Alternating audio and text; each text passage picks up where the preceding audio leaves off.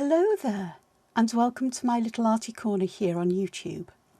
Today it's the 2nd of August, it's a Tuesday, and it's raining, and there's been high winds, and I'm absolutely shattered because I had a really broken night's sleep, but I'll be fine, it's okay. Tonight's another night to sleep. But I'd just like to welcome you here. You've had me moaning, I'll try not to moan anymore. And I thank you for joining me here, where I love to draw and share drawing with you and share drawing step by step so you too can follow along and have a go and do things in your own way. Don't like something I do, change it. Want to change a particular motif or pattern I use, change it. It's just a starting point and some suggestions, and as I go along I try to explain my thinking processes as well and my decisions and what have you, and some hints and tips as they come to me, as well as random waffle. So if that's what you like, please subscribe if you haven't already. If you have subscribed, thank you ever so much. And please remember that subscription is completely free. It just means that you want to follow the channel, really. And if you want to know when I release videos, click the bell button and I'll be eternally grateful. So thank you. So yesterday, in my last video, I did start a drawing, which was this one, but I'm actually going to have a break from this one. I'm going to go and do something else today because I'm not quite sure about that one. I'm really not. But what I've got in front of me is a piece of paper that is 6 inches by 6 inches, which is, I think, about 15, just about, well, it's a little, yeah, just a tad over 15 centimetres by 15 centimetres. And all I have done is to pop pencil lines in so I don't go right up to the edge of the paper, because otherwise I will. I see a border, I stop where there's a border. Otherwise I fill every space available. We've got this here. So what I thought I'd do today, I say what I thought. Whether this is going to work out, I don't know. But I have got a thought. And I want to start with a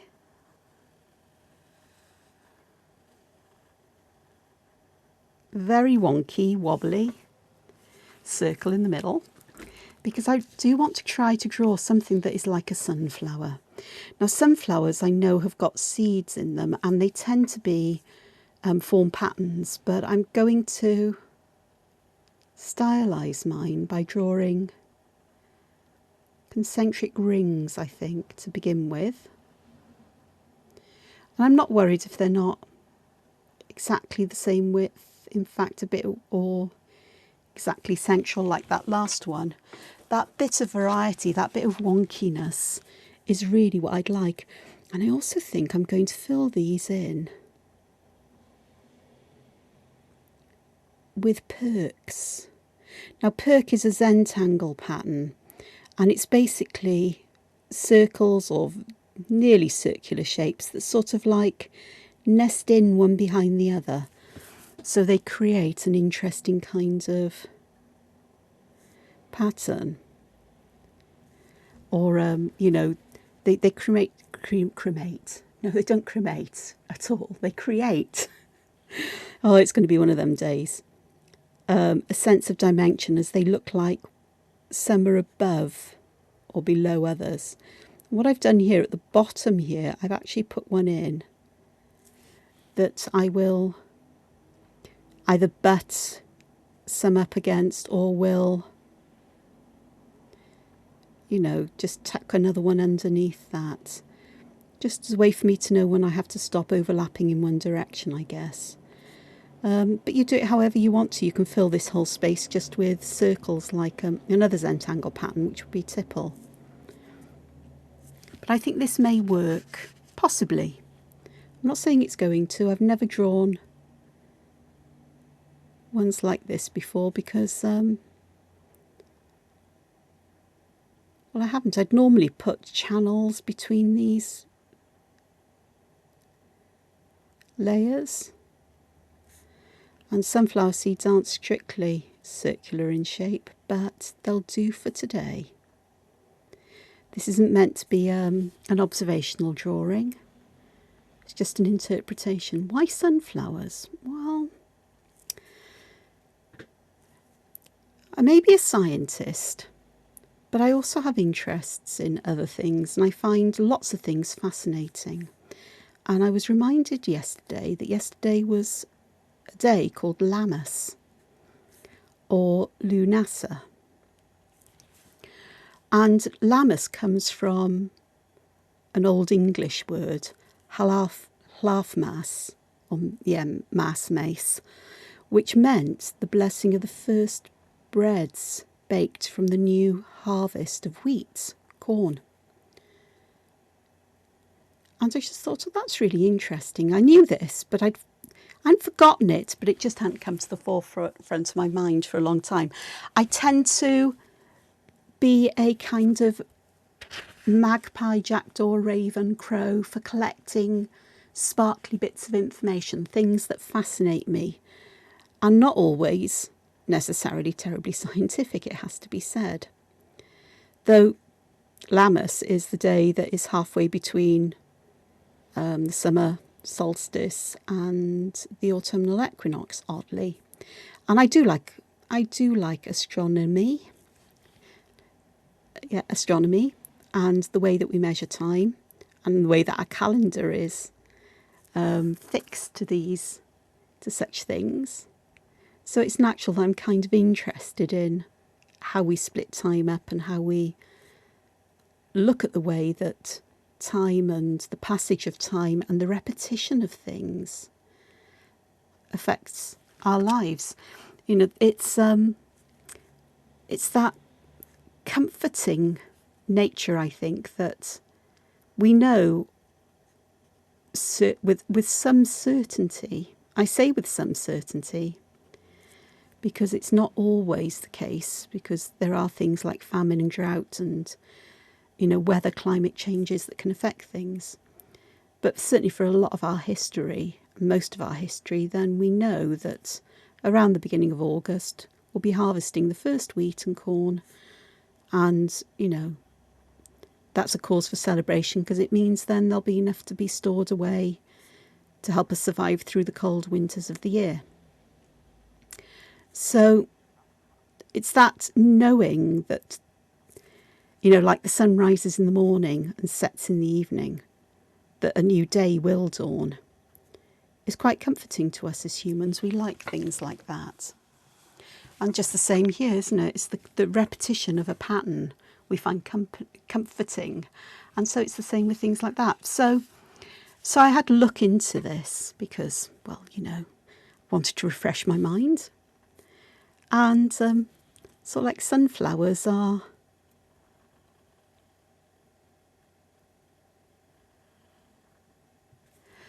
very much connected with this time of year, and wheat is, but I'm starting with sunflowers.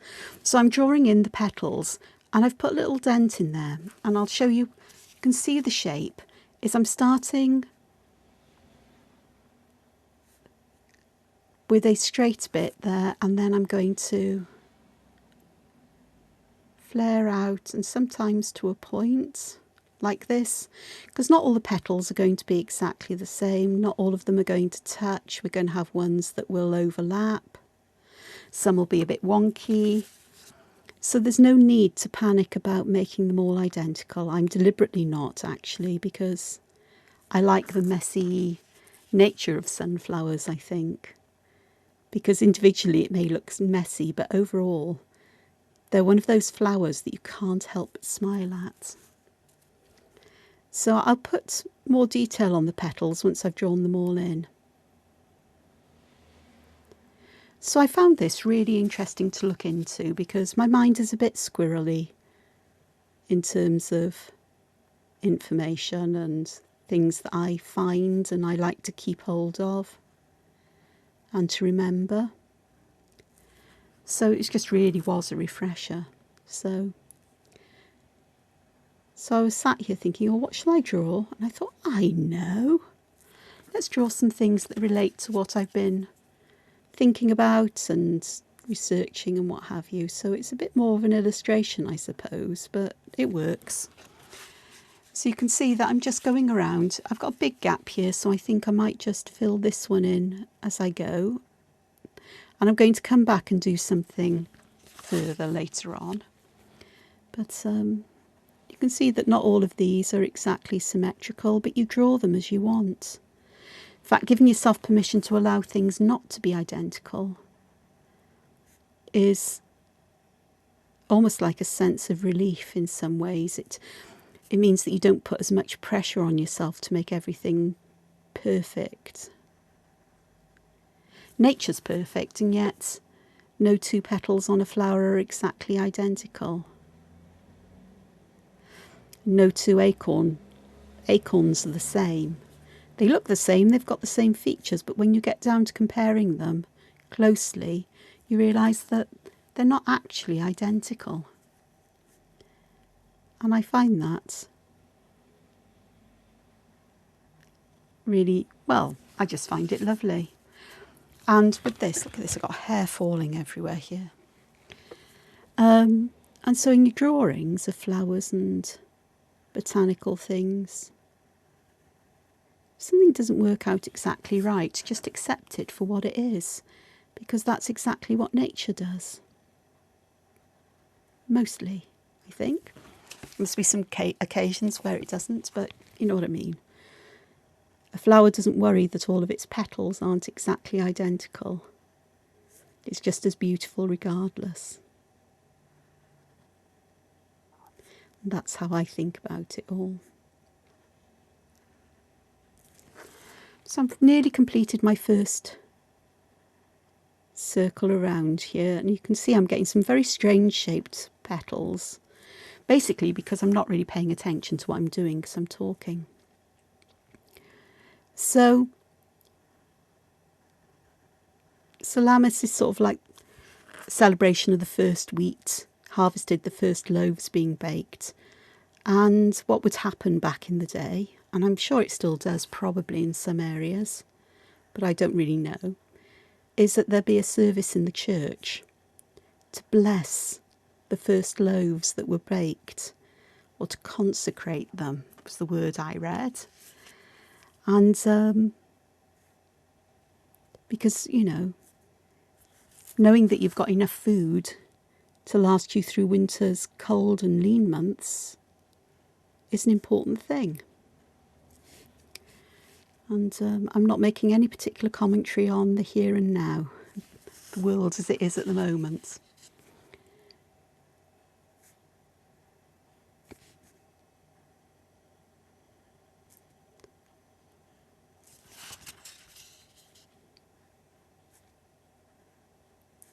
So I just thought it'd be quite nice if I drew some things that go with that.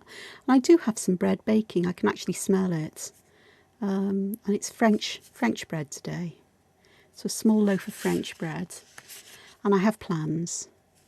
So I'm actually going to make my own pasta later for the very first time.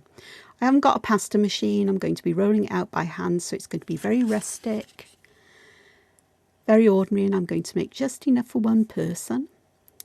I was watching something on YouTube in the wee small hours that popped up as a suggestion when I couldn't sleep, because this is what I do rather than sit there toss and turn and get myself into into a state because I'm not sleeping. And you know, I didn't feel like getting up and doing drawing or whatever. I just thought, okay, see what's on. And I think it was Vincenzo's plate. I think it's Vincenzo. Italian cooking in Australia. And he showed, amongst other things, showed how to make pasta based on how many people you're making it for. So essentially, I remembered the recipe. It's really easy. It's 100 grams of plain flour, or, you know, pasta flour. But he said plain flour will work. I've got plain flour.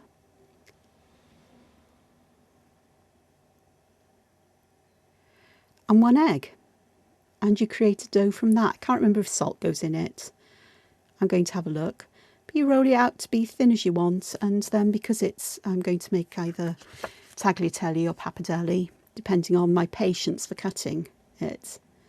After I've rolled it out, then you cook it, and just for a couple of minutes in boiling salted water, and it's looked absolutely fantastic. And I thought, is that all it is? And surely I must have known this is how you make pasta. But no, I didn't. So I carry on with my cooking experiments.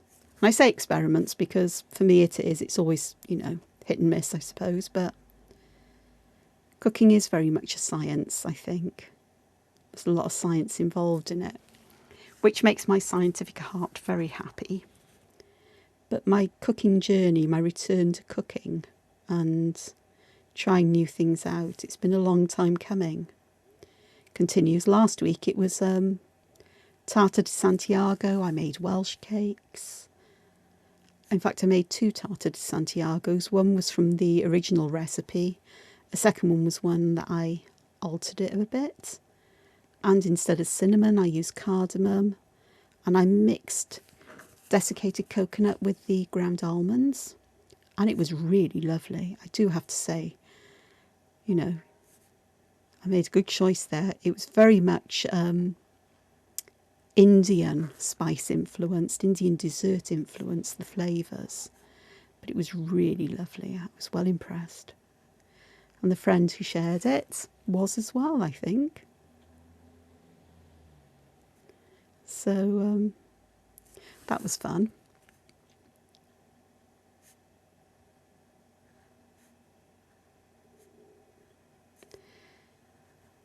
So making my own pasta will be fun.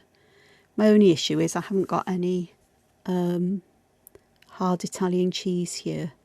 I don't buy Parmesan because it's not vegetarian. Well, that's too thick a pen. It'll do though. Pick the wrong one up. But you can get Italian hard cheeses and other hard cheeses that are vegetarian, that are just like the others but not called their names necessarily. So I am going to get some when I do an order. But for now I've got really strong cheddar. But I may make some kind of other sauce to go with it, which will be lush. And this bread, oh, it's smelling absolutely lush, and I haven't had breakfast yet, so hopefully it'll finish cooking by the time I've finished recording. And while this is processing and everything, I can have a very late breakfast. Because it's, what time is it now? Oh gosh, it's 20 to 12, and I've been awake since about, well, before 6 this morning. I get like this where I don't necessarily eat straight away, and I don't know why I'm suddenly like this. But we'll see. I just hope the bread works out. So I'm wittering on because it's not tedious, but it is a bit time consuming. And you can see that at the bottom I am putting in the bases of some of these petals that you can see here. And I may even go around and fill these little sections in just to help bring out the idea we've got other petals at the base here.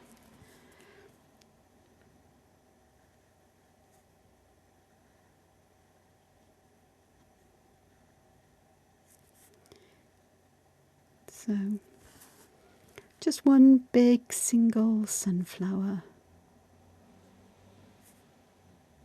I think. That'll look just nice. I've overspilled there. Am I going to worry? No, because I'll just turn it into a little crack or a little tear in the petal. So there, I'm just adding some more here, just to... This one here I think I can fill in. Little things like this just help to make sense of everything, really, in some ways.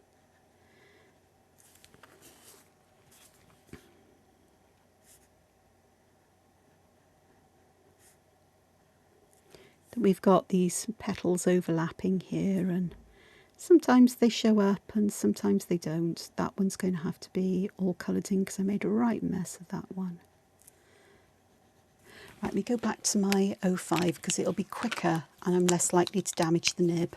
I still have some of these here to actually take care of, as in petals with the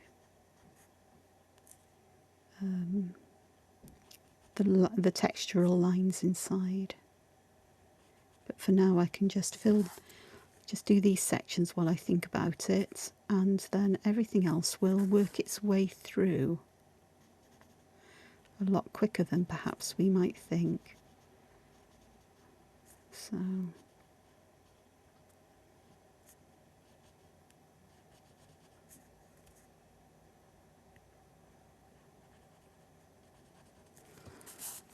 I do hope this looks like a sunflower. I mean, in my head it does, but in reality it may not look anything like a sunflower.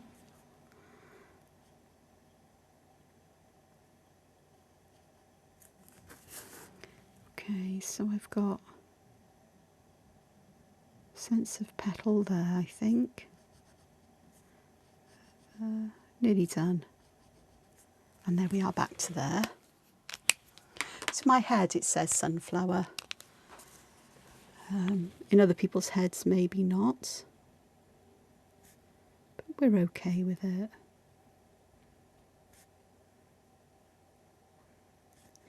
So I'm just adding in some of these, as I say, textural lines suggest there's patterns and so on in these petals.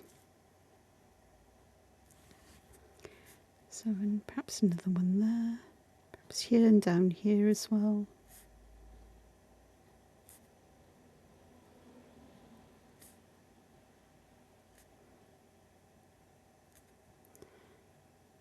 Every little helps, as they say. That's actually a slogan for one of our big chains of supermarkets here in the UK. Stores, as you might say in America, grocery stores. And ours really do sell groceries, amongst other things, but not quite as diverse as they would do in other countries. Yeah, so it's, you know, every little helps is their slogan, is to say, you know, every little bit we can save you helps you, which is quite true. Okay, so I do want to add some leaves here, but rather than put them going to the corners, I want to have some wheat sort of growing out towards the corners as well. I want some ears of wheat. So I think if I pop those in, some of those in first, and I'm going to do this here. I'm going to start here. And to do this, I'm going to start with this kind of shape, and we're going to alternate them from side to side, as it were, like this. It's easier actually to start from the bottom, but it works out either way. And strictly speaking, they should get bigger perhaps as we get down to the bottom. And my ears of wheat aren't going to be as perhaps long as they would be in nature, but we'll get the idea going that this is wheat or corn, not corn on the cob.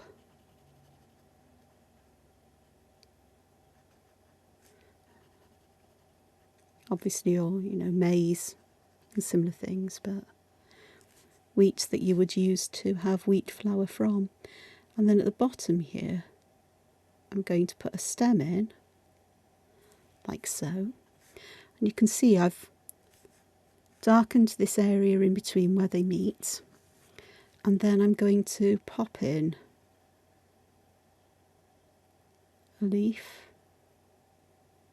So I put an S shape in there, up to the point and curved back there. And then I'm going to come down there with the other side of the leaf. And this side,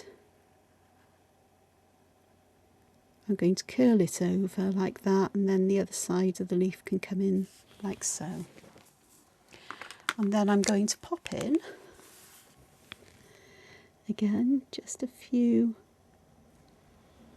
lines just to add some shadow, some texture, and start giving these that sense of volume. As you can see, I'm putting these all at the bottom of the seeds. And the other thing that we have is these bits that stick out here often have like hairs on them. So I'm going to add some of those in.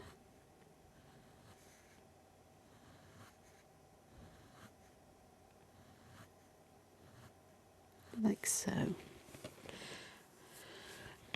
And the leaves on these have their veins go along the length of the leaf. So what I'm going to do here is where there's an overlap, where we've got shadow, I'm just going to add a few extra lines just to help with that idea that we've got some shadowing going on. And just some lines there. There'll be some shadowing here, and perhaps a bit here. Just a couple of lines there. So that's one ear of wheat or of corn, I think.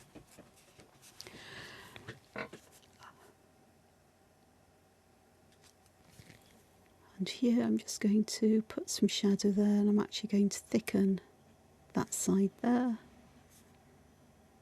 And perhaps underneath these, just to make these that little bit thicker. Just going to extend these. So I have an awful lot of interests in an awful lot of things, and sometimes they seem a bit strange, but I think it's all got to do with work I've done involved, you know, with archaeology and goodness knows what else, amongst other things. And I just find it so interesting. You know, I do have a bit of a thing for church architecture, which if you've followed me long enough, you'll know. And so it's natural that I sort of get curious about things to do with that, you know, and the history of things. So I find it just absolutely fascinating. So I'm going to add a couple more ears of corn in here, or wheat. I'm going to call them wheat. So we are going to have these zigzagging this time. It's going to be a slightly different pattern. These will nest any which way you want them to, I guess, and it will just work for you. I'm not overthinking this. I do want to round these at the bottom though, which means we're going to get that darker area there and the more seed shape. I'll just pop that one in. Again, I'm going to thicken these areas here, like so, and one there. And then I'll just pop in some of these. They tend to be very long, but if I do it with one, I'm regretting doing it with the first one. So I'm going to have to carry on doing this now. But you get the idea, I think. And then a couple of lines at the base, just to suggest that we've got some shadow there. In fact, one archaeology book that I wrote was for children. I got to do one illustration in it, because the rest of them involve people, essentially. I don't do people. Anybody who knows me knows I do not draw people. And so I did foods, you know, foods that would be found, you know, plants that would be found back in the Neolithic time, that people would either farm or harvest, you know, from the wild forage and so on. Hunters, gatherers, and Neolithic people were the first farmers. And wheat, various kinds of wheat, because they didn't have modern wheat, but they had emmet and spelt, I think, the two main ones, which look similar but they're different. They got different numbers of the seeds bunched together. It's the main difference. And you know, berries and nuts and things like that. And I absolutely thoroughly enjoyed doing that. It was really good fun. Both writing the books, because I'm not an archaeologist, but I had to learn a lot. And learning about things is something that I've always enjoyed. I am a learner. And I'm a lifelong learner as well. So that one is really quite different to the other two, but it will work because, you know, as I've said, no two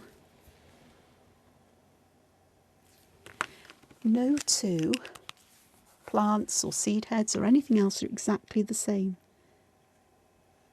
They share characteristics with each other.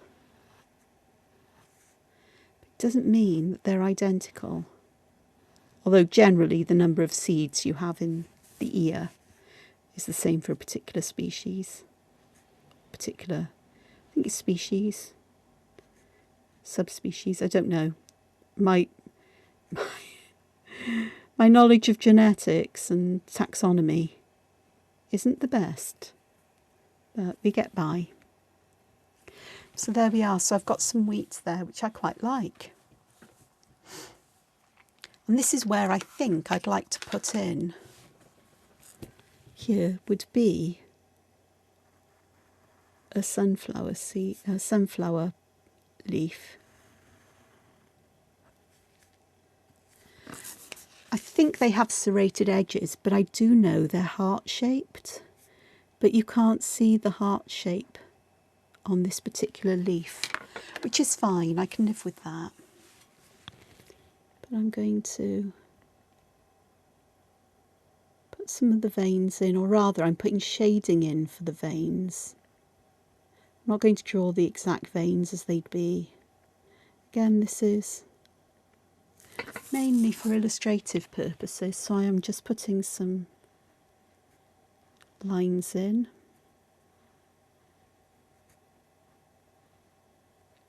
And I am putting a break somewhere along the line, or perhaps breaks, just to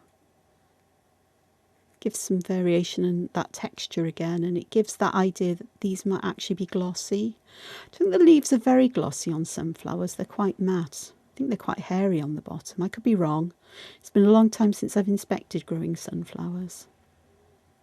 But this will do to suggest both sort of veins in the leaves, but also some shadow as well.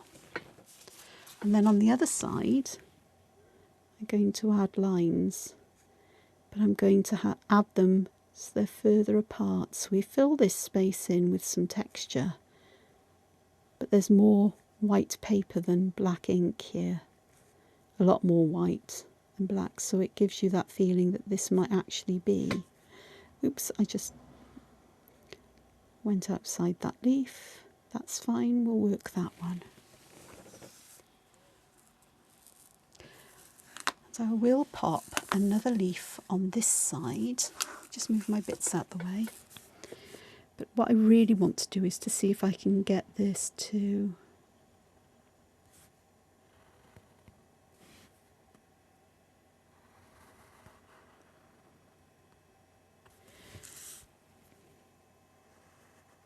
go behind those ears of corn there. And again, I'm going to do the same thing, but what I'm going to do is, this section here I'm going to do in the lighter lines, this one in the darker. So I'm going to keep repeating around the pattern I've set up in the same way. So I'm not paying attention really to light source. I'm just paying attention to keeping this as a pattern more than anything else. So those sides are really quick to do. So this side is the one that takes the time. But you get the idea of what I'm doing, so I'll move my hands out the way, hopefully, so you can see what I'm doing.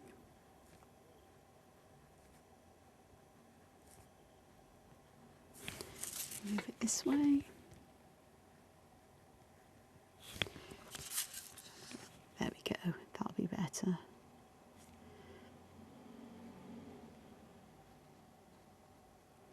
If they vary a little bit, then in width or how close or far apart they are together, that's fine too, because it's the overall effect that matters.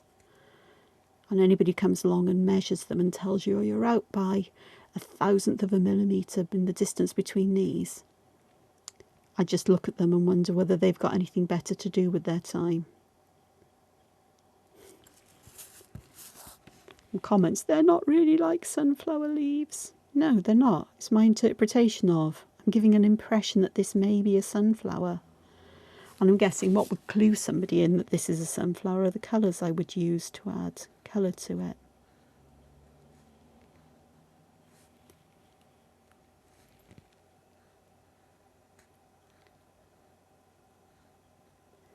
I like stylized art. I like simplifying things, and it harks all the way back to my days studying science.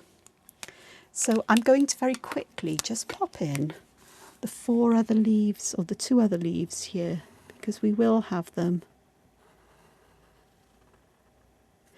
And I'm not trying to get them exactly central along the lines.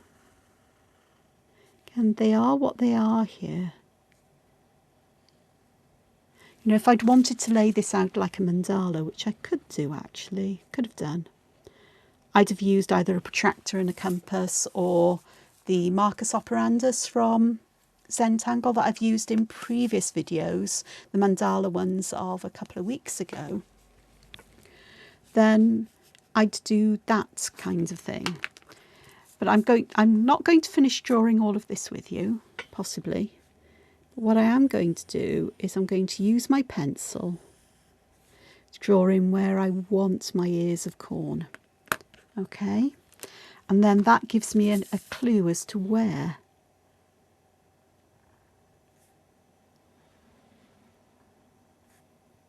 I can pop them in. I'm not getting very pointy ends there, but it'd be fine. And if the line doesn't go up the centre of the ear of corn, that's fine too. And mine's particularly wobbly and wonky here, and that is fine as well. So, it's not important in many ways, because again, it's the impression I want to give that this is wheat, harvested wheat. So, okay, so I'm just going to put some of these bits in that stick out from the ears. Not the ears, but the individual seeds, like so. And I will just start to pop some of these in, as well as rounding this area here to make them look a bit more seed-like and a little less like scales overlapping, as if the seeds are all bunched together, and which they are, and they're all attached to the same stalk.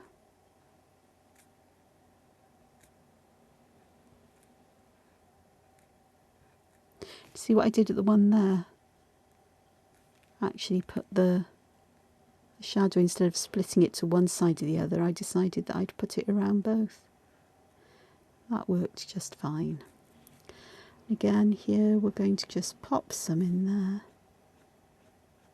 Lots of lines where there'd be shadow, and not so much where in between, where there would be perhaps a highlight. I can break the lines there like I just did, and that makes it